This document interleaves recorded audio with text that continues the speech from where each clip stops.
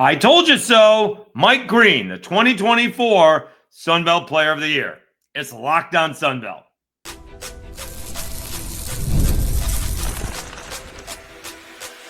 You are Locked On Sunbelt, your daily podcast on the Sunbelt Conference, part of the Locked On Podcast Network, your team every day.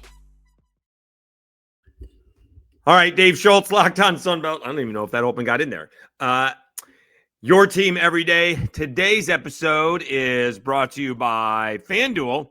You can start the season with a big return on FanDuel. New customers can place a $5 bet, and you'll get started with $150 in bonus bets if you win your first $5 bet. Visit FanDuel.com to get started. All right, we will go over all of the first team, second team, and third team. Only two things that I have. It's Alonzo Barnett, the third, honorable mention. I mean, they sort of put in Braylon Braxton, second team. Okay. He could be newcomer of the year, but second team all Sunbelt. All right. They did Ben Wooldridge is solid. That was for sure. But I was a little bit surprised not to see Alonzo Barnett, the third, more than honorable mention. That'd be the only one. And also the big question, do you give out a player of the year and then a defensive player of the year? Last year, last year they did the same thing, but for offense, right? Jordan McLeod was your player of the year last year, but then Kamani Vidal was your offensive player of the year. That's why I thought, I didn't think that Wooldridge was going to get offensive player of the year. Because this year, I thought Hardy was going to be the offensive player of the year. And so they hand out an extra award. I don't have a problem with that. I really don't. The more awards, the better in this case. I don't think it's, a participation trophy. If ULM won 8-9 ball games, Hardy may have been your player of the year, right? He was deservedly so. He may end up in Auburn next year, but he led the league in rushing. He led the league in tied for touchdowns, rushing touchdowns. I'll also say my guy Fluff Bothwell at South Alabama. Third team had like half the carries. We'll go through it. And I'm not nearly as familiar with all the players as I should be. I admit it. It is what it is. I covered the Cajuns. I covered the Jags.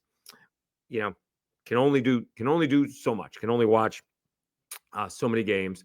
But I did tell you what may come down when Ben Wooldridge got hurt, and I realized how many sacks that Mike Green had. So let me set this up. This was going through it, and we were projecting, player of the year awards. And when I pulled up defense for Sunbelt, it ranked them by tackles. Well, defensive ends don't get a lot of tackles. That's not their jobs. So when I re-ranked him via sacks, obviously he's way ahead of everybody. So that's where this begins. Let me add this to this. This was from, by the way, November 21st. That's 50. Sorry. Was listed based on tackles. From the defensive side, Marshall's Mike Green is going to get some play. All right. He's got 15 sacks. He's not going to be on there for tackles per se. He's way down there in tackles. 68 tackles. That's 14th. But he's got 15 sacks. So he's had a phenomenal season. And, there wouldn't be out of the realm of possibility. Marshall wins that division. Mike Green could be your player of the year. If Marshall wins that division, he very well could be the player of the year. 15 sacks is outrageous. So we could be all Brockmeyer and tell you that, you don't think I'm the kind of guy that likes to tell you, I told you so. I'd love to tell you I told you so. And we'll be doing so from time to time when you least expect it. Now, I'm not going to say, well, it is going to come off that way. All right. Ben Wooldridge was going to be the player of the year. He got hurt. All right. I'm only basing that I'm basing that on history, right? Usually the quarterback on the best team gets gets the award. All right, that's what it is. You can look at the NFL. The last time a running back got the award, you may get a running back this year who breaks the all-time season single rushing record and not be MVP. All right, we'll see if that happens. But so usually the quarterback gets the award. All right. And in this case, the quarterback got hurt. So Mike Green, who, again, is the best player on Marshall, deserves the award. All right. So it sounds like I'm saying he backed into it, but I don't think he did. He's very deserving. I do think that Wooldridge would have gotten it. So I'm talking out of both sides of my mouth. I think Wooldridge would have gotten it if he didn't get hurt. Green deserves it nonetheless. Okay. I'm just basing that on history and on the way those things go. All right. So Mike, what did he finish up with? 16 sacks. He had a big one. Let's see what we got here. He had a big one. He did. He finished with 16 sacks. I think he's one away from tying the Marshall single season record. He's got 2 more games, allegedly. We'll see. He's certainly got Saturday's Sun Belt Championship game, but we'll see if he plays in a bowl game. We're gonna see about that. Someone had him. Was that yesterday? Someone saw him going 30th to the Buffalo Bills. What a great spot that would be for him to go to a place like that where all he's got to do is, so many stars. He would be almost anonymous and just could do his own little thing. So let's see the rest. Oh, well, let's go over the rest of the big time awards. All right. And then we'll get to first team and second team in the second segment. All right. So Mike Green is your player of the year award. Again, well-deserved. And I honestly think they did Ben Wooldridge a solid. I think it says the coaches and the media members, I don't know what media members are voting on this. I'm covering the Sun Belt for a better part of a decade and I haven't voted on any of these things. Ben Wooldridge, a solid. Again, he was heading towards player of the year and he got banged up. I thought that Ahmad Hardy was going to win this, but they gave it to Ben and deservedly so. All right. So that's a good job by the voters and the coaches. Defensive player of the year, Marquise Watson Trent, Georgia Southern, linebacker. He was preseason All Sun Belt and he is defensive player of the year. So he lived up to the billing.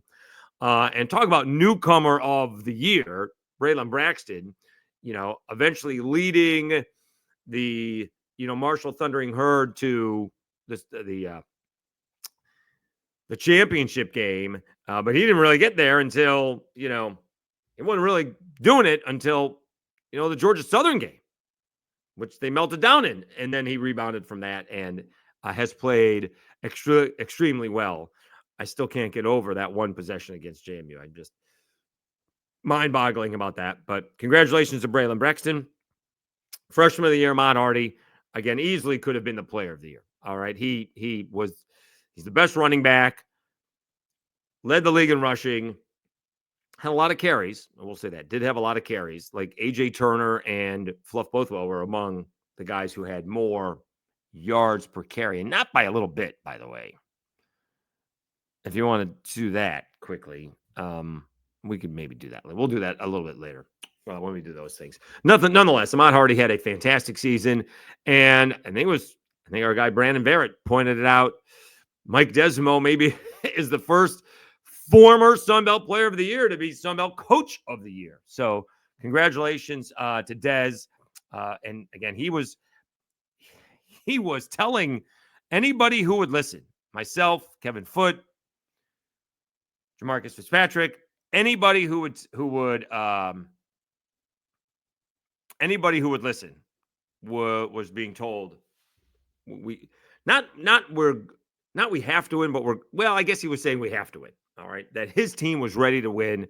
And that basically it came down to the quarterback play. And Ben Wooldridge was very good. And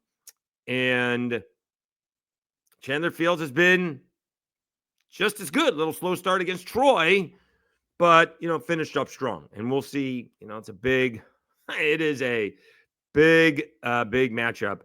Got to find out where Mike Green is on that defensive line. We will get to that in the third segment. All right, so let's come back. We'll go over the first team, the second team, the third team. We'll do that as quickly as we can. And then we will preview the Ragin Cajuns and the Thundering Herd in the Sun Belt Championship game right after I tell you about Mint Mobile.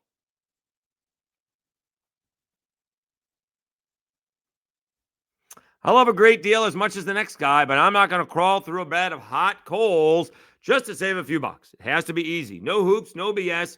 So when Mint Mobile said it was easy to get wireless for $15 a month with a purchase of a 3-month plan, I called them on it. Turns out it really is that easy to get wireless for $15 a month. The longest part of the process was the time I spent on hold waiting to break up with my old provider. To get started, go to mintmobile.com/lockedoncollege. There you'll see that right now, all 3-month plans are only $15 a month, including the unlimited plan. All plans come with high-speed data and unlimited talk and text delivered on the nation's largest 5G network. You can use your own phone with any Mint Mobile plan and bring your phone number along with all of your existing contacts. Find out how easy it is to switch to Mint Mobile and get 3 months of premium wireless service for $15 a month. To get this new customer offer and your new 3-month premium wireless plan for just $15 a month, go to mintmobile.com/lockedoncollege. That's mintmobile.com/lockedoncollege. Cut your wireless bill to $15 a month at mintmobile.com/lockedoncollege. $45 upfront payment required, equivalent to $15 a month. New customers on first 3 months plan only. Speed slower above 40 gigabytes on unlimited plan. Additional taxes, fees, and restrictions apply. See Mint Mobile for details.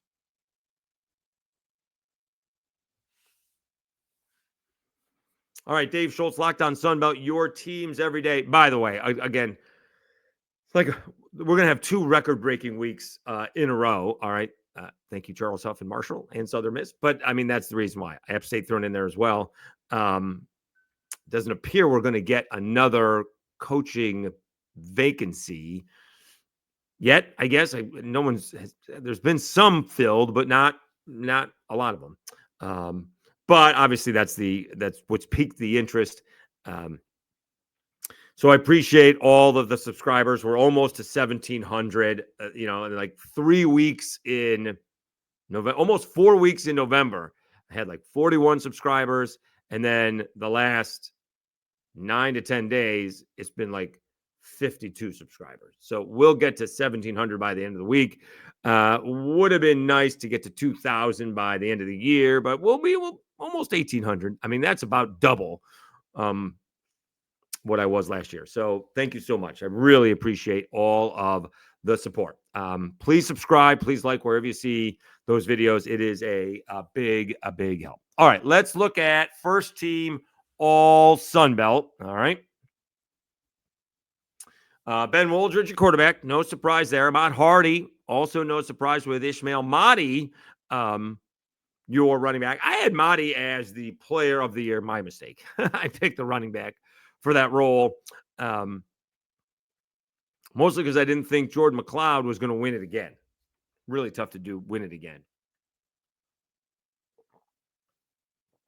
Could have gone Joey Aguilar preseason.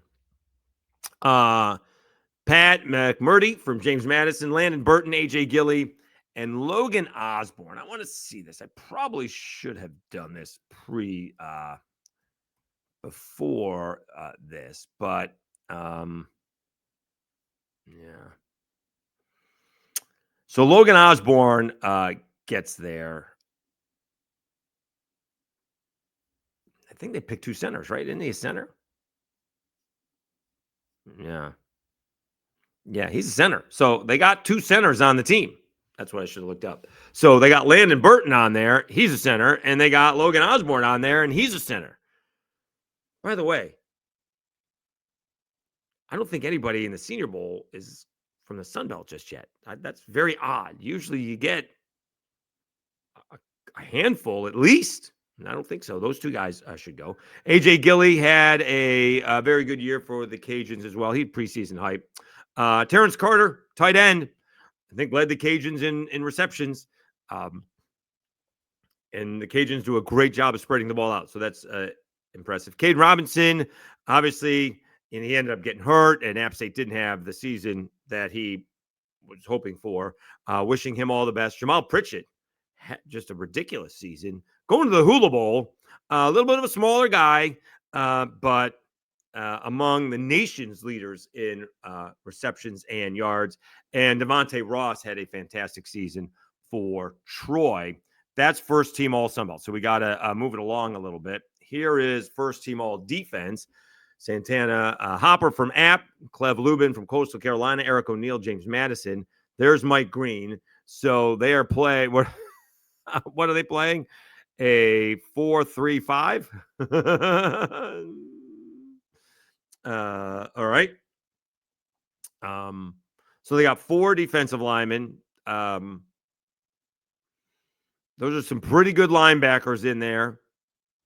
And the defensive secondary, Travian Thomas from Arkansas State, Matthew McDoom, which is a great name, should be a linebacker, but great name for a defensive player from Coastal, Terrence Spence from James Madison, J.J. Roberts from Marshall, and Jaden Voisin, who has just been, him and Devin have been at South Alabama, and, wishing them all the best.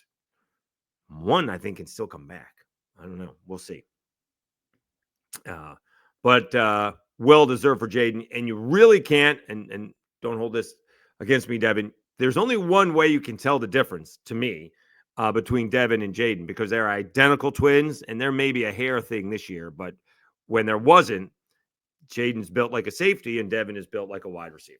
So Devin's built to do the tackling, and Devin is built to do the catching and running away. All right, so now and then first team all Sun Belt, Kenny Almendares, who's probably going to be the Lou Groza Award winner.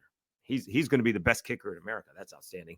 Bryce Lofton as your punter from Southern Miss. There's probably a joke in there somewhere.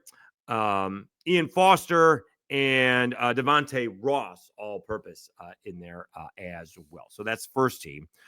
We need to quickly do the second team. We'll throw it up here. There's Braylon Braxton. I mean, that's a big surprise. That's a huge surprise.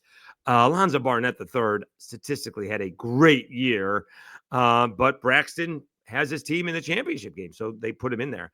A.J. Turner had a fantastic year. He, again, didn't have a lot of yards, but or didn't have a lot of attempts, I should say. Let's see here. Leaders, offense, rushing. A.J. Turner had 104 attempts, 864 yards. That was fifth in yards and way down in attempts. Ahmad Harday had more than double the amount of attempts. Turner averaged 8.3 yards a carry. I mean, my guy Fluff over at South Alabama, 7.4 yards a carry. Unbelievable.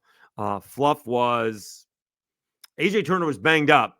Fluff was sharing carries with Kentrell Bullock, who is right there as well. Those two guys combined for some 1,550 yards or so. All right, back to it here quickly. You guys can see A.J. Turner and Damian Taylor. You see the offensive linemen. Corey Rucker had an outstanding season for Arkansas State. Teddy Hurst did as well. I mean, those are three. When those are your three wide receivers on second team, Rucker, Hurst, and Hobart, you got some good wide receivers in the Sun Belt. Those are three really good wide receivers. Some more guys. Wakevius Thomas has been at South Alabama forever. Congratulations, making second team all defense. Jordan Lawson had a great year for the Cajuns. Linebackers, you see in there, Tyrone Lewis and Tyrese Skipper were second team all Sun Belt. And Laith Marjan, apparently he tweeted out, he had a coach saying that he could not make field goals, and now he's second team. So that's a good job by you, Laith. Good job. All right. And third team all Sun Belt. Again, Jordan McLeod got the quarterback. Amani Marshall from App State Oh, there's Fluff Bothwell. All right. So Fluff got, I don't know why I thought Fluff got, so who you going to take off on second team. Yeah. So I thought Fluff got honorable mention. My mistake. That's pretty good. All right. Pretty good for a freshman. You can see the offensive lineman in there and the wide receivers. Let's see here. Marvin Ham, linebacker. Kevin Swint, linebacker. Keon Martin, who got banged up, had 2 big interceptions against Troy, coming back. So you can see that. Really good players. Jamal Pritchett, all-purpose. You can see there. So I think a lot of well-deserving guys as your postseason award winners. Those are not easy to do because, you are concentrating. These beat writers and radio guys are concentrating on their team, and then they sort of get an outline of the other team. And then they're kind of going by stats, right? I wasn't watching the Georgia Southern Marshall game until J.C. French got hurt. I was probably saw it on social media, J.C. French being taken out. The game was a blowout, right? Good thing I tuned in. So, again, you can only watch so many games at a time, and being on ESPN Plus, you got to change. You can't get that YouTube thing, the Foursquare or the Last Channel or something like that. So it's not the easiest thing to do. It's kind of like those preseason awards. We talked with, Josh Towers. The coaches don't even know their own team. Meanwhile, someone else's team. So those things got to be taken with a grain of salt. So outside of Alonzo Barnett, the third, not getting somewhere on the second or third team. And I guess Fluff on third team is pretty good. That's not bad. I don't know why I thought he was honorable mention, but that's my mistake. All right, we'll come back. We've been talking about it all week. We've been previewing it with the Ragin Review. We've been previewing it with HerdNation.com. I'll do the previewing now. It is the Sun Belt Championship game preview coming up next on Locked On Sun Belt. Right after I tell you about FanDuel.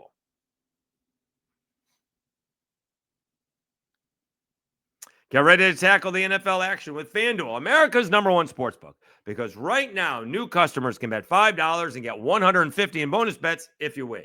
The FanDuel Sportsbook app gives you everything you need to place live bets on the NFL all in one place. So when you get a hunch in the middle of the game, you can check out the latest stats, view live play-by-play, and so much more on the same page where you place your bets. Just visit FanDuel.com to join today. You'll get started with $150 in bonus bets if you win your first $5 bet. That's FanDuel.com.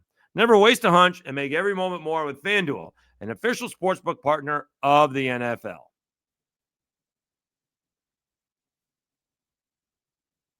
All right, Dave Schultz, Locked On Sunbelt, your team every day. Let's talk about this. Let's see what the spread is. I thought it was a little bit high. I thought it was, Cajuns were -4 when it came out. Apparently it changed a little bit. Did it change a little bit? I thought Josh said it was a 5.5 point spread. Did it actually go up?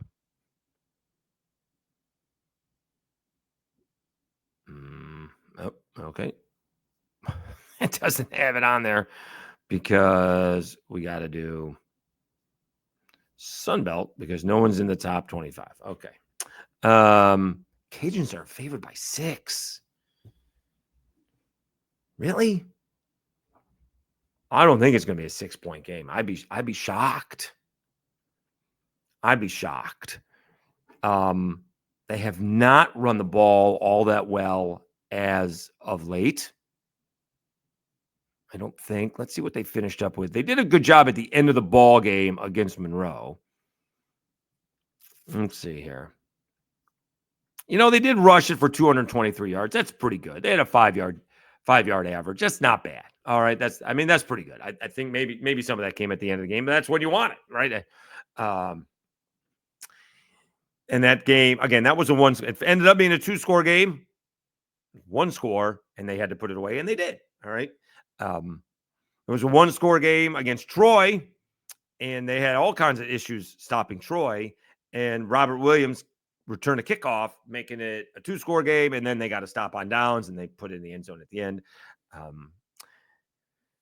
to make it what appeared to be a blowout. Marshall, on the other hand, right, struggled against ODU, win on the road, win and move on for sure, and had all kinds of issues with JMU having to come from behind and beat them after falling behind 17-0 at half and coming away with a miraculous win in double overtime. So neither of these teams are necessarily playing their best football. They've each had some dominant wins this season, not recently. Now, some guys are banged up, right? Marshall had a handful of guys banged up in that game last week. I'm not sure if Draylon Washington, running back for the Cajuns, is going to play, or George Jackson at right tackle is going to play. The weather, which was supposed to be wet, is now just going to be chilly. It could be really chilly. So if you're coming in from Marshall, you know about the cold, but dress appropriately. You're coming to South Louisiana. Usually gets cold around the new year is when it gets really cold. But if it's a clear night out, it could slip into the chilly portion. But I think it's supposed to be in the 50s, maybe gets in the 40s. You guys know better than anybody, but 2 pairs of socks is a big deal. The big key for me in this entire ball game is going to be, can the Cajuns control Mike Green? If the Cajuns can control Mike Green and Chandler can run the offense, Cajuns are probably going to be in good shape. If Mike Green is wreaking havoc on a regular basis, and I'm actually one of them, despite him having a fantastic and ridiculous year, I happen to think sacks are some of the most overrated stats ever. It depends on when you get your sack. I mean, what if you get a sack on 2nd and 1 and they go down and score a touchdown? They convert a 3rd and 9. Whoops. So I'm not that big on that. Not taking away that Mike Green's a great player. Don't get me wrong. He's a great player. And so you got to be able to control him. All right. Can the Cajuns, control Braylon Braxton? Can you get off the field when it's 3rd and 4? What do they do? Do they go back and pass it? Do they hand it off? Does AJ Turner playing? He's banged up. Does Braylon Braxton get those yardage? As we mentioned with Josh Stowers from herdnation.com, it feels like a turnover game. Both these teams are very good at forcing the other team to turn it over. And when the Cajuns don't turn it over, they are incredibly hard to beat, right? Their 2 losses, they couldn't convert against South Alabama, and they may have had a turnover in there. They couldn't convert. They got a bunch of field goals. But their big loss to Tulane was a pick 6 and a kickoff return. That's how they lost that one. All right. And Marshall, Georgia Southern, was just giving the game away at the end with safeties and a couple of fumbles. Don't turn the ball over. You got a good shot to win. I think the Cajuns will win this. I'm looking at like 31-28, 31-27. I think Marshall scores late, makes it that 1-score game, and I think the Cajuns run out the clock at the end. I don't know if they'll score a touchdown at the end, but and again, that 6-point spread is a lot. They're begging you. What are they begging you to do there? They're begging you to take Marshall, is what they're begging you to do. Maybe they think that the whole Charles Huff thing is going to play into this. Once you start to play, do we think when a Marshall wide receiver is running a route, he's like, well, I wonder if Charles Huff is coming back next year? No, during a timeout, during halftime, I just don't think so. They're going to be locked in on the game. All right. Now, and I don't want to hear it. If a couple tip passes don't go their way, and all of a sudden you got a couple of turnovers, that's not going to have to do with him leaving. That has to do with tipped passes. So I'm not going to buy that either. Now, if we do see, I don't want to say lackadaisical play, but they weren't prepared, they weren't ready, and we can all see that. You don't have to be Vince Lombardi to see that. That'll be a different story. It didn't look like they were ready to play against JMU, and he got them ready to play at halftime. So he didn't look like that, right? It looked like that was 2 different games. All right. And by the way, the national media is just catching on. All right. I did tweet it out. What do we think that the time frame is going to be between Pete Thamel announcing Charles Huff to Southern Miss and then, Huff's replacement at Marshall, right? I mean, I put a time frame of 30 minutes, but that could be the same tweet. Someone mentioned it's probably the same tweet, which again, it's the most fascinating coaching carousel thing I've ever seen. I've never seen anything like this. And the Cajuns just went through this, except nobody knew who got the job, except Mike Desimo, Brian Maggard, and I think Mike's wife. I think those are the only three people who knew. And that was known on the maybe they got the job Thursday or Friday. The thing is, I saw Dez. I came in. I was working in Mobile. I came in for the championship game, and I saw Dez on the field, and I gave him crap later in there. You couldn't tell me. You couldn't, give me a little whisper. Sworn to secrecy. I think only 3 people knew who got the gig. It is not. Doesn't seem to be the case this time around. It seems to be out there where Huff is going. Who's getting the gig in Marshall, and so much for an extended coaching search for the Thundering Herd. So I do think the Cajuns win. They are at home. We'll see if it's a big crowd. It should be a big crowd. If it's not a big crowd, that may be a separate podcast. I don't know when we're going to do that. We got to get to. We didn't even do signing day. We'll look back at the recruiting. Georgia State had a good day. Arkansas State had another good day. The Cajuns had a good day. You only had 4 guys commit. 4. I think Southern Miss had 5, and they don't have a coach.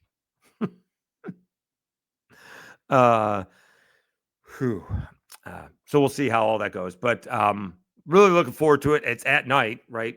We're kicking off. Why did I think it was?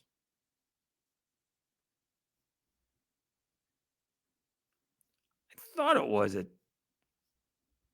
Yeah, someone put it in the paper. It was at 7:30, 6:30 Central Time. Looking at the station, or looking at the website who's carrying it, and it is 7:30 Eastern Time, 6:30 Central. So A, I'll get home from work, and B, we'll stay up and watch all of it. Of course, we'll do a quick recap, and then have a full report for Monday's episode. So we'll do what we can, because I do have to get up and go to work on Sunday. So it is what it is. All right. Thanks again for watching. Put in your comments what you think about the Player of the Year awards. Again, Mike Green is very deserving. I do think Wooldridge would have gotten it if he didn't get hurt, but that's football for you. And I thought Alonzo Barnett III should have gotten a little bit more than honorable mention. That's about it. I'm sure there's others. Let me know. I think it's going to be a great game, folks. I'm really looking forward to it. I'm very happy that it's going to be dry, apparently, and looking forward to watching that ball game on a Saturday. All right. Have a great weekend. Enjoy the football. We'll eventually get back into basketball. I know it has been interesting so far, but I mean, a lot is going on, and we'll see if we can get the new Southern Miss head football coach, whoever that may be, on with the show next week. All right. We'll certainly put in that request. Again, have a great weekend. You've been watching Locked On Sunbelt, your teams every day.